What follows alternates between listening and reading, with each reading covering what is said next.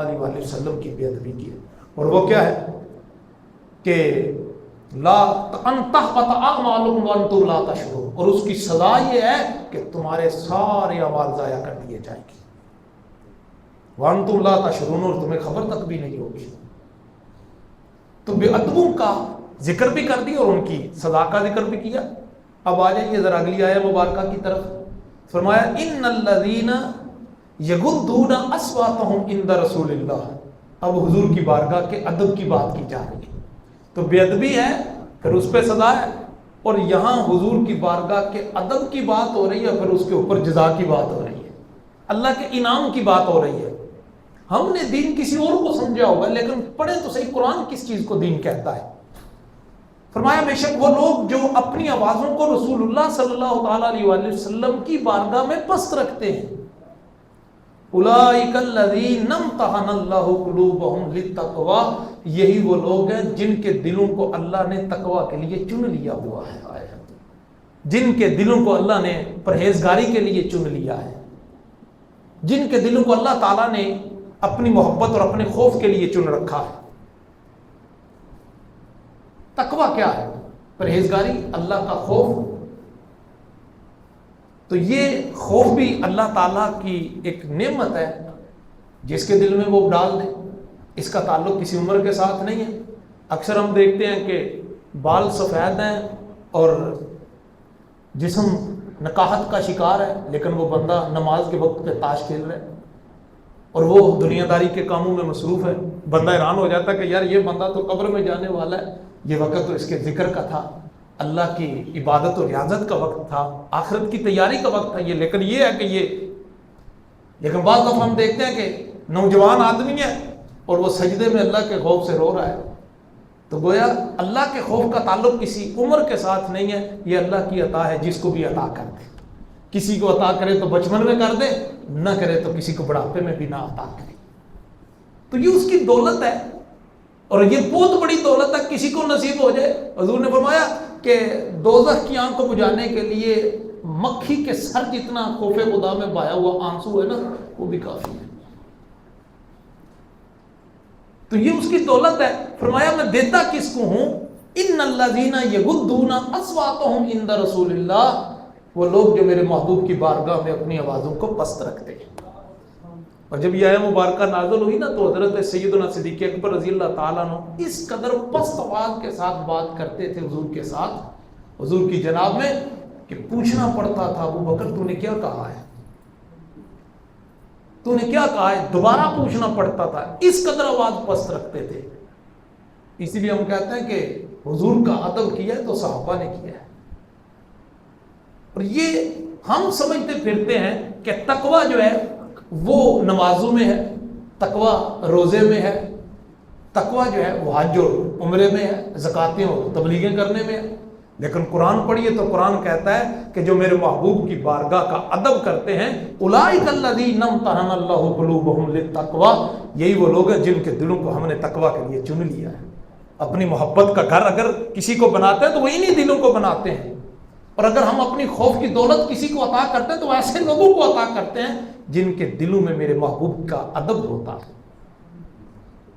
تو گویا ادھر کیا ہے؟ ادھر سزا ہے حضور کی بے ادبی کی، صرف اتنی بے ادبی کی کہ حضور کی آواز سے آواز بلند ہو گئی، زندگی کی کمائی ضائع ہو گئی۔ اور ادھر جزا یہ ہے کہ صرف اتنا ادب کیا جا رہا ہے کہ حضور کی آواز سے اپنی آواز کو پست رکھا جا رہا ہے، اور اللہ کائنات کی سب سے بڑی دولت اس کی جھولی میں ڈال رہا ہے۔ نیک اعمال کی ترغیب اور ذوق اور شوق، اپنی عبادتوں اور ریاضتوں کا ذوق اور اپنے ذکر و فکر کی چاشنی، اپنی بارگاہ کی سجدہ ریزیوں کی لذتیں اللہ کس کو عطا فرماتا ہے؟ ان الذین یغضون اصواتهم عند رسول اللہ، جو اللہ کے محبوب کے ادب کرتے ہیں، انہی کو وہ یہ انعامات عطا فرماتا ہے۔ اور پھر کیا ہے؟ سمجھ آ گئی کہ اگر بندہ چاہتا ہے کہ میرے دل میں عبادت کا ذوق پیدا ہو جائے، میرے دل میں دین کی تبلیغ کا شوق پیدا ہو جائے، میرے دل میں اللہ کے بارگاہ کی سجدہ ریزیوں کی لذتیں پیدا ہو جائیں، اور مجھے ایمان کی اصل حلاوت اور مٹھاس نصیب ہو جائے، تو اسے چاہیے کہ وہ رسول اللہ کی بارگاہ کا ادب کرے۔ اور پھر کیا ہوگا؟ پھر اللہ تعالیٰ اس کے دل کو اپنی محبتوں کے لیے چن لے گا، اپنی خوف کی دولت کے لیے اس کو چن لے گا، اس کو اپنی محبت کی دولت بھی عطا کرے گا، اپنے خوف کی دولت بھی عطا کر دے گا۔ اور پھر آگے کیا فرمایا؟ لہم مغفرہ، ان کے گناہوں کو معاف کر دیا جائے گا۔ صرف اتنا کیا کہ حضور کی بارگاہ میں جب اذن باریابی مل گیا اور حضور کی بارگاہ میں لب کشائی کا شرف نصیب ہوا تو اس نے اپنی آواز رسول اللہ کی آواز سے کم رکھی تو اللہ نے اس کی زندگی بھر کے گناہ معاف کر دیے۔ اب اس کو ذرا کمپیریزن کر لیں آپ کہ ایک طرف آواز صرف بلند ہوئی تو زندگی بھر کی نیکیاں ضائع ہو گئی اور زندگی بھر کے حج، نمازیں، صدقات و خیرات اور اس کی ساری زندگی کی کمائی غارت کر دی گئی، خاک بنا دی گئی۔ صرف اتنی غلطی کہ حضور کی آواز سے آواز بلند ہو گئی۔ اور اس آیہ مبارکہ میں یہ صرف اتنا عمل کہ اس نے اپنی آواز کو رسول اللہ صلی اللہ تعالیٰ علیہ وآلہ وسلم کی آواز سے پست رکھا تو انعام اتنا بڑا ہوا کہ لہم مغفرہ، اللہ فرماتا ہے میں اس کے ساری زندگی کے گناہ معاف کر دوں گا، ساری خطاؤں کو معاف کر دوں گا۔ بندہ چاہتا کیا ہے؟ بندہ یہی تو چاہتا ہے نا کہ میرے گناہ معاف ہو جائیں اور میری نیکیاں اللہ کی بارگاہ میں قبول ہو جائیں۔ یہی انسان کی ذالک الفوز الکبیر، ذالک الفوز العظیم، یہی سب سے بڑی کامیابی ہے کہ انسان کے گناہ معاف ہو جائیں اور اس کی نیکیاں بارگاہ الہی میں قبول ہو جائیں۔ تو گناہوں کی معافی کا اعلان تو کر دیا، لہم مغفرہ، میرے محبوب کی بارگاہ کے ادب کے صدقے میں ہم نے ان کے گناہوں کو معاف کر دیا۔ اور پھر آگے پھر کیا فرمایا؟ وَأَجْرٌ عَظِيمٌ، اور ان کے لیے بہت بڑا اجر ہے، یعنی ان کی نیکیوں کو قبول کر لیا جائے گا۔ تو حضور صلی اللہ تعالیٰ علیہ وآلہ وسلم کی بارگاہ کا ادب اس قدر اہم ہے۔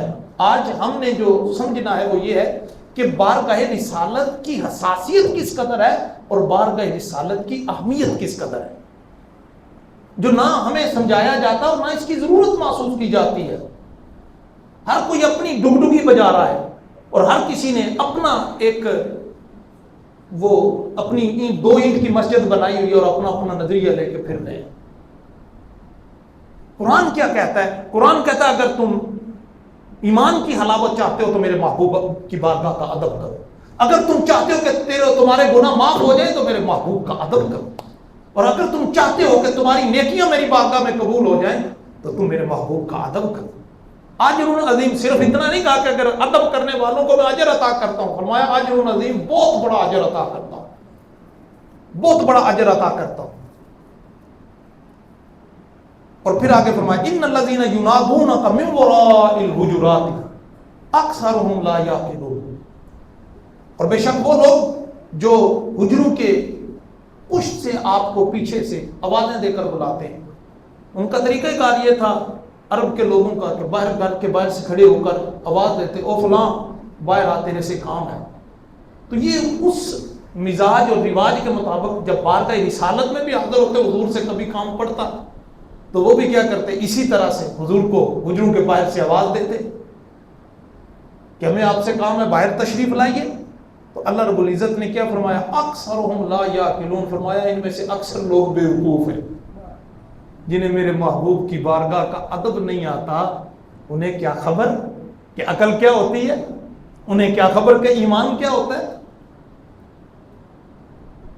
ایک بزرگ تھے، بیمار ہو گئے، کسی نے عرض کی کہ حضرت فلاں ہندو ہے تو وہ حکیم ہے، آپ اس سے دوائی لے لیجیے، اللہ تعالیٰ شفا عطا فرمائے گا۔ فرمانے لگے نہیں، میں اس سے دوائی نہیں لوں گا۔ تو کہنے والے نے عرض کی کہ حضرت کو بڑا سیانہ ہے، سمجھدار حکیم ہے، تو آپ ان سے دوائی لے لیں۔ آپ نے فرمایا اگر سمجھدار ہوتا تو رسول اللہ کا کلمہ نہ پڑھ لیتا۔ دنائی اسی کے پاس ہے جس نے بارگاہ رسالت کی غلامی کر لی ہے، عقل بھی اسی کے حصے میں آتی ہے جو مصطفیٰ کے در کا غلام بن جاتا ہے۔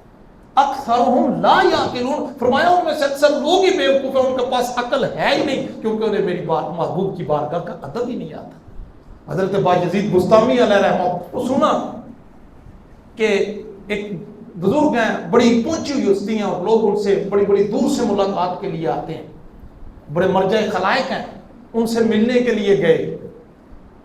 حسن اتفاق کہ جب بابا جی باجزید بستامی علیہ رحمہ ان کے پاس پہنچے تو اس وقت وہ مسجد میں داخل ہو رہے تھے، اور مسجد میں داخل ہوتے ہوئے ان بزرگوں نے اپنا پہلا جو ہے وہ بایاں قدم اندر رکھا۔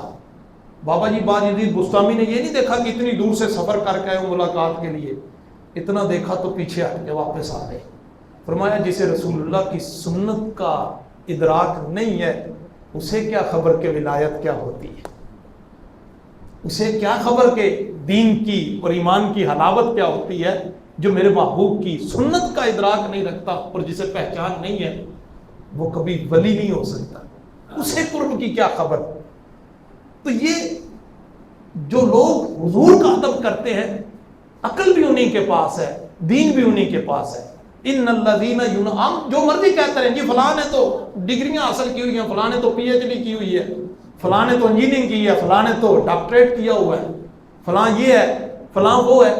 آئیے قرآن پڑھیے، قرآن کیا کہتا ہے کہ وہ لوگ جو میرے محبوب کی بارگاہ کا ادب نہیں کرتے اکثرهم لا یعقلون، ان کے پاس عقل ہے ہی نہیں، انہیں کیا خبر کہ عقل کیا ہوتی ہے۔ تو یہ پھر جب یہ آیا مبارکہ نازل ہوئی تو پھر قربان جائیں صحابہ کا عمل کیا ہوتا تھا۔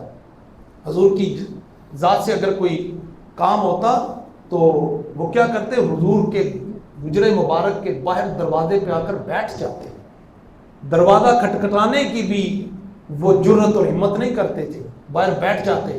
حضور اپنے کسی کام سے باہر تشریف لاتے، اپنے کسی غرض سے باہر تشریف لاتے تو وہ پھر اپنی بپتا بیان کر دیا کرتے تھے۔ اسی کو آگے وَلَوْ أَنَّهُمْ صَبَرُوا حَتَّى تَخْرُجَ إِلَيْهِمْ، انہیں چاہیے کہ اگر وہ آپ سے کوئی غرض پڑ گئی تو وہ انتظار کریں وہاں پر یہاں تک کہ آپ اپنے کسی کام سے باہر تشریف لائیں تو لَكَانَ خَيْرًا لَهُمْ، پھر وہ اپنی بات عرض کر دے، اپنی بپتا بیان کرے تو لَكَانَ خَيْرًا لَهُمْ، تو یہ ان کے لیے بہتر ہے۔ ادب سکھا دیا، طریقہ کار بھی بتا دیا میرے محبوب کی بارگاہ کا ادب کیا ہے، کہ باہر سے آوازیں نہ دیا کرو، یہ بے ادبی ہے، باہر سے آوازیں کس کے نہ بلایا کرو، بلکہ کیا ہے کھڑے ہو جاؤ اور اس انتظار میں رہو کہ میرا محبوب اپنے کسی کام سے باہر تشریف لائے تو پھر تم اپنی بپتا ان کے سامنے بیان کر۔ اور اگر کبھی ایمرجنسی سے اس طرح بلانا بھی پڑ جاتا تو صحابہ اپنے ناخنوں کے ساتھ حضور کے دروازے پہ دستک دیا کرتے تھے، ایسے دستک بھی نہیں دیتے تھے جیسے دوسرے لوگوں کے دروازوں پہ دستک دی جاتی ہے۔ اسی لیے بابا جی فخر الدین غازی رحمۃ اللہ تعالیٰ علیہ نے فرمایا تھا، باب جبریل کے پہلو میں ذرا دھیرے سے فخر جبریل کو کہتے ہوئے یوں پایا گیا، پلکوں سے در یار پہ دستک دینا اونچی آواز ہوئی عمر بھر کا سرمایہ کیا۔ کہتا ہے میں نے دروازہ رسول پہ کھڑے جبریل کو یہ کہتے ہوئے سنا ہے، وہ کہہ رہا تھا وہ فخر الدین غازی اگر تجھے حضور کی بارگاہ کا اذن مل ہی گیا ہے اور اذن باریابی تجھے نصیب ہو ہی گیا ہے تو حضور کے دروازے پہ دستک دینا تو پلکوں سے دینا، اور پلکوں سے دستک دیتے ہوئے بھی دھیان رکھنا کہ کہیں ایسا نہ ہو کہ تیری آواز ان پلکوں سے دینے والی دستک کی آواز بلند ہو گئی تو تیری زندگی بھر کی ساری نیکیاں ضائع کر دی جائیں گی۔ ادب گاہست زیر آسمان عرش نازک تر نفس گم کر دمی آیت جنید و بایزیدی جاؤ۔ کائنات کی سب سے نازک ترین بارگاہ رسول اللہ کی بارگاہ ہے کہ یہاں جنید و بایزید بستامی جیسے جلیل القدر اولیاء بھی جب آتے ہیں تو اپنی سانسیں روک کر آتے ہیں کہ کہیں ایسا نہ ہو کہ سانس بلند ہو جائے تو ساری زندگی کی کمائی ضائع ہو جائے۔ سرکار کی بارگاہ میں صحابہ جب حاضر ہوتے تھے تو روایات میں آتا ہے کہ اس قدر گردنیں جھکی اور ساکت حضور کی بارگاہ میں حاضر ہوتے تھے کہ پرندے جو ہیں وہ بیٹھ کر اڑ بھی جاتے، جیسے بے جان چیزوں پہ پرندے بے خوف بیٹھتے ہیں کہ میں کوئی پکڑنے والا نہیں، وہ آپ ان کی گردنوں پہ سروں پہ پرندے بیٹھ کے اٹھ بھی جایا کرتے۔ اس قدر ساکت حضور کی مجلس میں حاضر ہوا کرتے تھے۔ ذرا حرکت کرنا وہ اپنے لیے بے ادبی سمجھتے تھے، اور حضور کی اطاعت اور فرما برداری انہوں نے اپنی زندگی کا شعار بنا رکھا تھا۔ جو سب ادب حضور صلی اللہ تعالیٰ علیہ وسلم کا صحابہ نے کیا ہے ایسا ادب کسی نے نہیں کیا۔ تو کہا یہ جو باہر سے بلاتے ہیں یہ بے ادب اور یہ بے وقوف ہیں، انہیں چاہیے کہ یہ کھڑے ہو جائیں، انتظار کریں یہاں تک کہ آپ ان باہر تشریف لائیں اور اپنی وہ بات بیان کر دیں۔ واللہ غفور الرحیم، ہاں جو پیچھے ہو چکا اللہ تعالیٰ بخشنے والا اور رحم فرمانے والا ہے۔ آئندہ اگر کوئی یہ غلطی کرے گا تو پھر اس غلطی کی سزا یہ ہوگی کہ ان تحبط اعمالکم وانتم لا تشعرون، تمہاری زندگی بھر کی ساری نیکیاں ضائع کر دی جائیں گی۔ تو گویا حضور کی بارگاہ میں ادب بھی انوکھا ہوگا، وہ ادب نہیں ہوگا جو ادب ہم اپنے والدین کے لیے کرتے ہیں، جو ادب ہم پیر و مرشد کا کرتے ہیں، جو ادب ہم استاد کا کرتے ہیں، وہ ادب بھی حضور کی بارگاہ میں نہیں چلے گا۔ یہاں ادب بھی انوکھا لانا پڑے گا جو ان سارے ادبوں سے بڑھ کر ہو، اور باقی محبتوں سے بڑھ کر محبت رسول اللہ کی ذات سے کرنا ہوگی، تب جا کر کوئی بقا کی صورت بنتی ہے۔ وگرنہ اللہ تعالیٰ نہ نمازیں دیکھتا ہے، نہ روزے دیکھتا ہے، نہ حج اور زکاتیں دیکھتا ہے، وہ نہیں دیکھتا کہ وہ اللہ الصمد بے نیاز ہے، اسے کسی چیز کی کوئی پرواہ نہیں ہے، وہ دیکھتا ہے تو فقط اپنے محبوب کی بارگاہ کا ادب دیکھتا ہے۔ اللہ تعالیٰ ہمیں سمجھنے کی اور عمل کرنے کی توفیق عطا فرمائے۔ وما علیہ الا البلاغ المبین۔